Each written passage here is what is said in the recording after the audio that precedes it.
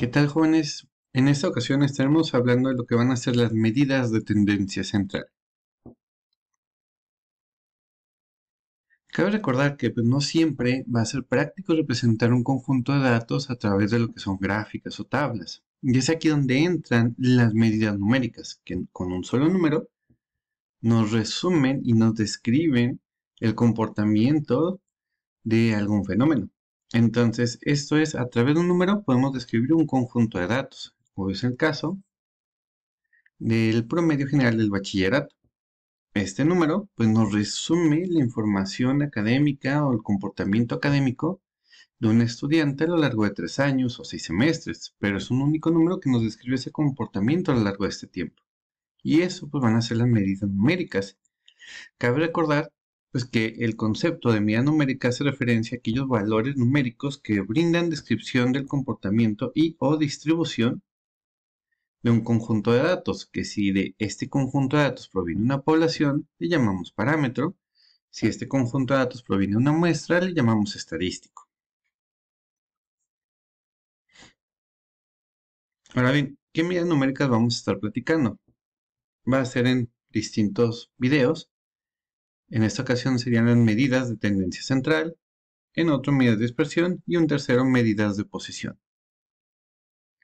Todas estas pues pertenecen a este conjunto de medidas numéricas. Hay otras categorías como pueden ser las medidas de relación o medidas de forma también.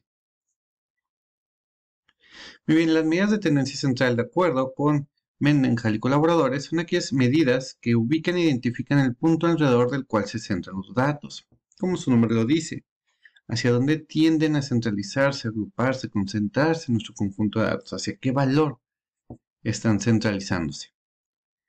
Ahora bien, aquí vamos a hacer la diferencia de cómo se calculan estas medidas para lo que son los datos agrupados y datos sin agrupar. Por lo general, nosotros calculamos estas medidas para datos, sin agrupar. Por ejemplo, ¿cómo calculamos un promedio? Pues como la suma de cada uno de los valores dividido entre el total de datos. Y listo. Así se obtuvo el promedio. Esta forma es para datos sin agrupar.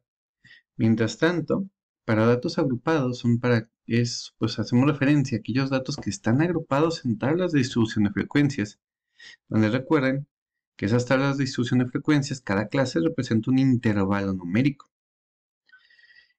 ¿Cuál es el detalle aquí? Que por ejemplo, aquí vemos que en esta clase, que está representada por esta barra, tenemos 8 observaciones. Esas 8 observaciones tienen un valor mayor a 7.6, menor o igual a 8.1.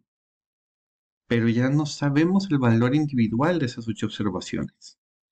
Recuerden que es parte de las consecuencias de agrupar la información, que perdemos datos, ¿no? Perdemos información, mejor dicho. Entonces ya no conocemos el valor individual de estas 8 observaciones. Por lo tanto, ya no podemos sumar cada uno de los datos y dividirlos entre el total, porque ya no tenemos su valor individual. Por lo tanto, para datos agrupados, habrá fórmulas muy particulares que veremos también en un video más. Bien, para ejemplificar el cálculo de estas medidas de tendencia central, trabajaremos con estos 6 datos, asumiendo que son las calificaciones de un estudiante en materias que cursó. Trabajaremos con esta información.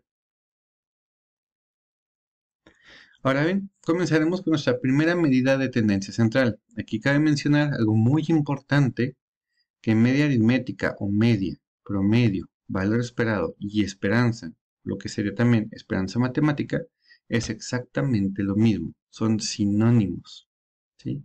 Que no se nos olvide, media, esperanza, promedio y valor esperado. Recuerden, pues con base en su definición, ¿qué nos dice que es la media? Pues básicamente la sumatoria del conjunto de datos dividido entre n. Y aquí vamos a distinguir lo que sería el parámetro que proviene de la población, y si recuerdan se representan con letras griegas, por lo tanto este se representa con la letra griega mu.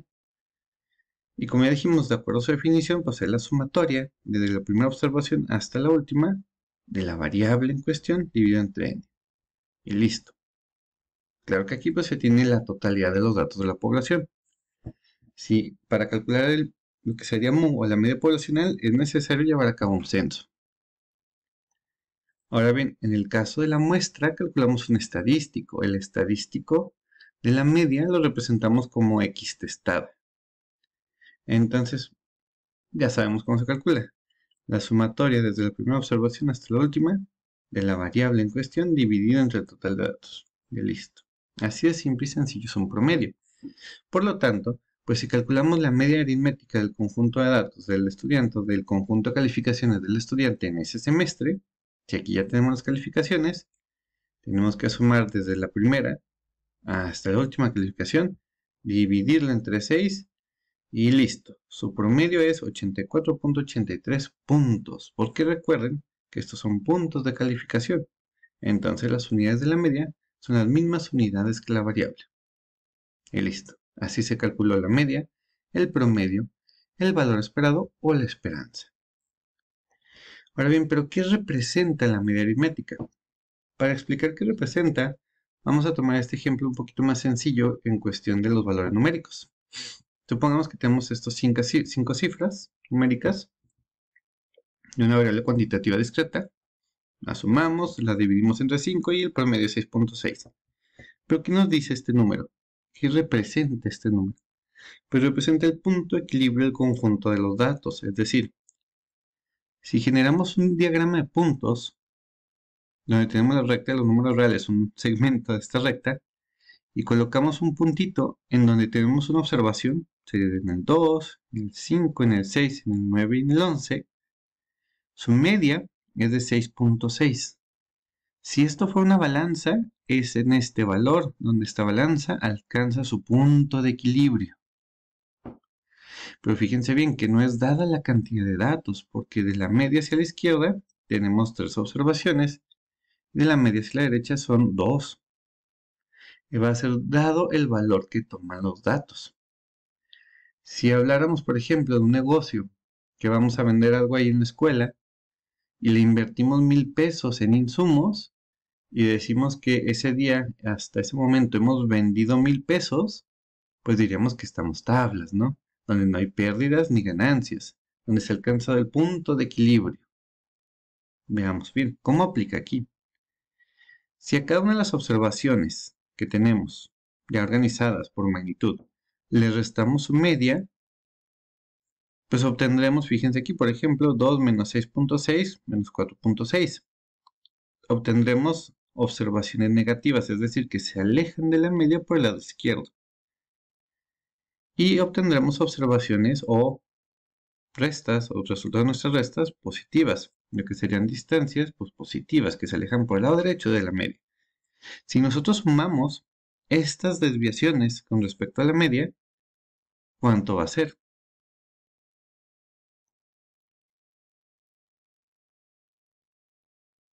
Pues fíjense que nos da 0. De ahí que por eso la media representa el punto de equilibrio del conjunto de datos. Al final de cuentas, si agrupamos los valores negativos nos da menos 6.8, los positivos más 6.8 y su suma nos da 0. Entonces, ¿qué es esto? Pues esta sumatoria de las distancias con respecto a la media nos va a estar dando 0, porque la media es ese punto de equilibrio de los datos. Por lo tanto, la sumatoria desde la primera observación hasta la última de las desviaciones de cada valor con respecto a su media, esto siempre es igual a 0, sin importar qué datos sean, siempre va a ser igual a 0. Y esta sumatoria pues es lo que tenemos aquí. Cada observación menos su media, pues aquí está, cada observación menos su media, sumamos todo esto y pues nos da 0. De ahí que representa el punto de equilibrio del conjunto de datos. Ahora bien, pues la media tiene varios detalles. Entre ellos, pues que la media siempre, pues ya dijimos, es el punto de equilibrio de los datos. Es una de las medidas más utilizadas, de ahí que dentro de lo que es la estadística paramétrica, sea como el parámetro estimar y el estimador que por lo general se utiliza, la media. Y eso sí, su principal desventaja es que es sensible a datos extremos, es decir, si la media en un conjunto de datos tenemos, vayamos nuevamente a las calificaciones del estudiante, una disculpa. Supongamos que entonces el 71 no pertenece ahorita a las calificaciones, sino que el estudiante, sus calificaciones serían de 88, 83, 90, 90 y 87. Entonces, por ahí nos aparece un dato un poquito más extremo, que sería ese 71, por ejemplo. Entonces, sin el 71, su promedio sería de 87.6. Pero aparece el 71, llevó cierta materia y le fue un poquito mal al estudiante, pero la acredita. Entonces, este 71, por ejemplo, que es una observación extrema, baja en comparación con las demás, pues va a provocar que su promedio esté bajando a 84.83, baja 3 puntos gracias a esta observación extrema. Entonces, aunque no es tan baja, ¿verdad? Pero es un poquito más baja que las demás, está provocando que la media pues se vea jalada hacia ese valor o que la media baje hacia donde está ese valor. De ahí que digamos que la media es sensible a datos extremos. Cuando en un conjunto de datos tenemos datos muy cercanos entre sí, pero por ahí aparecen valores o muy altos de repente o muy bajos, pues la media tiende a moverse hacia donde están estos valores. De ahí que pues va a ser sensible a datos extremos y por lo tanto podría provocar que deje de representar o reflejar adecuadamente el comportamiento de esos datos, dadas estas observaciones extremas que provocan que se mueva hacia donde están. Cuando esto sucede, que la media pues no refleje del todo el comportamiento de un conjunto de datos de forma adecuada, pues es preferible utilizar lo que va a ser la mediana. Muy bien, la mediana. Entonces ya sabemos qué es. La mediana pues va a representar el dato central una vez que organicemos nuestras observaciones de menor a mayor y el dato que sea en el centro, ese va a ser la mediana. En este caso, el parámetro poblacional lo representamos como ME o X circunflejo mayúscula. X mayúscula circunflejo, pero ME, M mayúscula.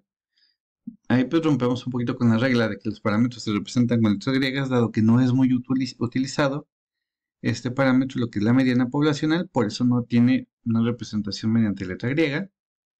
Y el estadístico, M minúscula E, ambas, o X circunflejo, X minúscula circunflejo. Dentro de la estadística no paramétrica, se suele utilizar la mediana para representar el conjunto de datos en lugar de la media, por ejemplo. Entonces, muy sencillo. Tenemos el conjunto de calificaciones del estudiante. Hay que ordenar por magnitud, es decir, de menor a mayor. Aquí están ya ordenadas. En nuestro caso es un conjunto de datos par. Por lo tanto, tenemos dos datos centrales. Cuando tengamos dos datos centrales, dado que es un conjunto de datos par, muy fácil obtener la mediana. Vamos a promediar ambos datos y el promedio de los dos datos centrales, eso será la mediana. En este caso, pues sería 87.5 puntos nuestra mediana. Nuevamente, las mismas unidades que la variable que la media.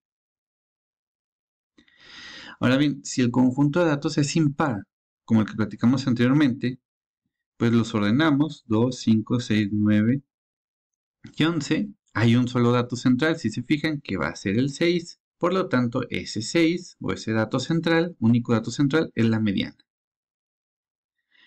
Simple y sencillamente. Algunas características en general de lo que es la mediana.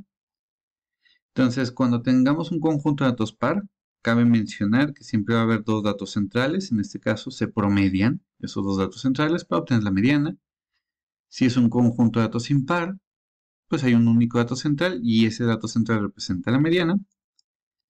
Su característica pues es que al ser el dato central divide el conjunto de datos en dos mitades, por lo tanto la mitad de las observaciones estarán del lado izquierdo de la mediana y la otra mitad del lado derecho, por lo que parte el conjunto de datos en dos mitades.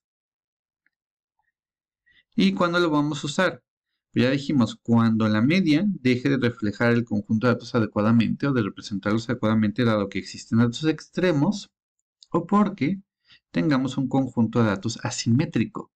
Es decir, si tenemos un conjunto de datos asimétrico, si hiciéramos un polígono de frecuencias de nuestros datos, nuestro polígono es simétrico cuando tiene un comportamiento similar a este. ¿Sí? Entonces podemos partir la mitad y tenemos dos mitades iguales de ese polígono.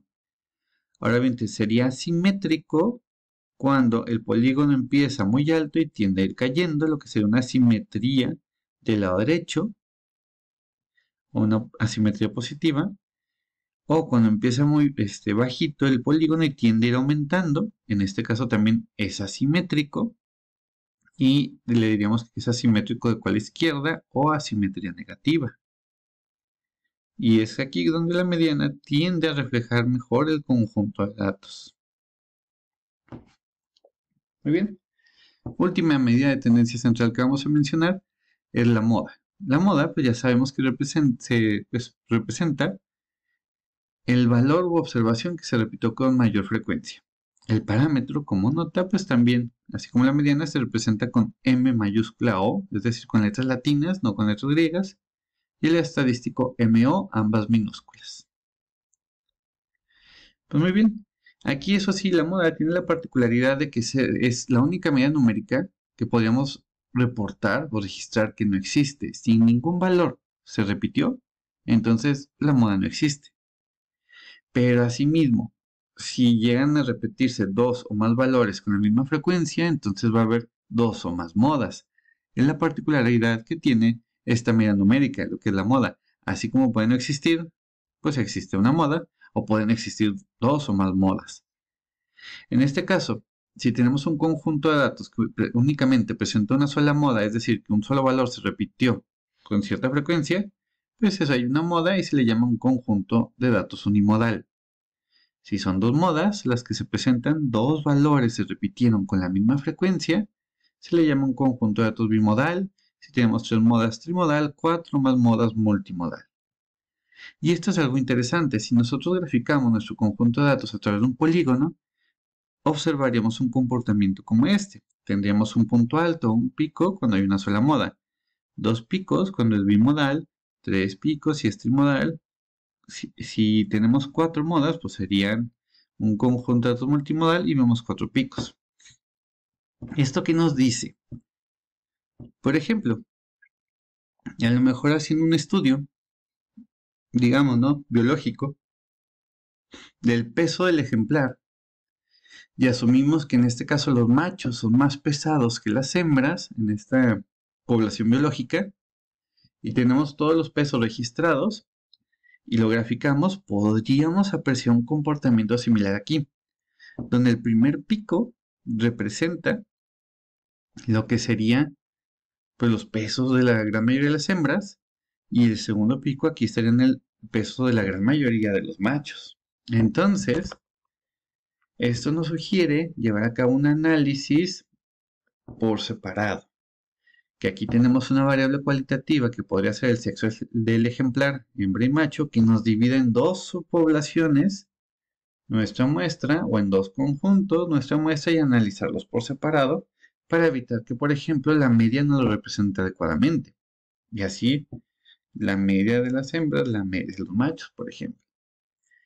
Si fuera por grupo de edades, ¿no? Digamos, a lo mejor aquí tenemos el peso de las crías, de los jóvenes, de los adultos. Entonces aquí esta variable de grupo de edad nos podría estratificar nuestro conjunto de datos en tres estratos o tres subpoblaciones y analizarlos por separado. Y esa pues es una particularidad que tiene la muestra, ¿sí? Que es este punto que se menciona aquí abajo. Y además, pues como dice aquí, se usa para describir conjuntos grandes de datos. ¿Por qué grandes? Porque al final de cuentas, si tenemos muy poquitos datos, la probabilidad de que se repita alguna observación, pues es muy poco frecuente o muy poco probable. Por lo tanto, a lo mejor no existe la moda. Entre más datos tengamos registrados, la probabilidad de que se repitan, pues es más alta. Por lo tanto, entonces podría existir pues la moda, una moda o más modas. En nuestro caso de las calificaciones, pues tendríamos aquí nuestro conjunto de datos. Lo ideal sería a lo mejor ahí acomodarlos por magnitud. Y pues vemos que se nos repite dos veces el 90. Por lo tanto, diríamos que la moda es el 90 puntos. Son las mismas unidades que la media, que la variable. Y que hubo dos repeticiones. En el caso de que no se repitiera ninguno, diríamos la moda pues no existe. Si se repitiera dos veces el 90, dos veces el 87, hipotéticamente, pondríamos 90, Hubo 87, hubo 87,90, dos repeticiones. Y reportaremos esas dos modas. Así de simple y sencillo. Muy bien, hasta aquí pues estaríamos llegando con lo que son las medidas de tendencia central para datos sin agrupar.